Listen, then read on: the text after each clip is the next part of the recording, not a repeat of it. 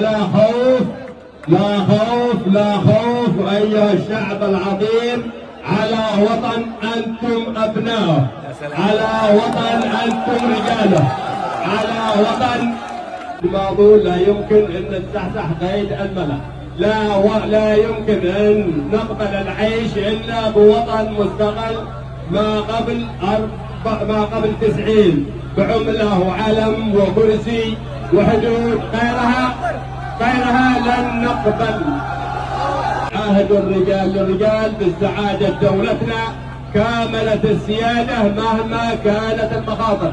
لا شيء أغلى من هدفنا، لا شيء أغلى من هدفنا ومشروعنا ووطننا الجنوبي واستعادة الدولة كاملة السيادة، وإن كلفنا أرواحنا فهي رخيصة، وأرواح أولادنا وكل ما نملك لأجل هذا الوطن وفاء لدماء من قضوا نحبهم والآبائهم الذين موجودين بالساحات. على العهد الماضي انتصار وقريبا سيأتي قريبا إعلان كبير جدا لسر الشعب الجنوبي.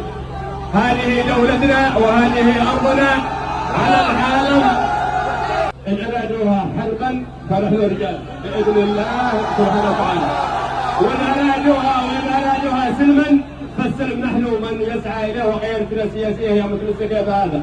لكن في الأخير فهو أن الجنوب لديه جيش من أبنائه يضحون بدمائهم الشهيد تلو الشهيد، القائد تلو القائد، الجندي تلو الجندي، لأجل استعادة الدولة لن يفنون مهما كانت المخاطر. العام القادم يمكن تكون احتفالات بشعارنا بعلمنا بكرسينا بعملتنا بحدودنا بإذن الله واحد. الروح بالدم.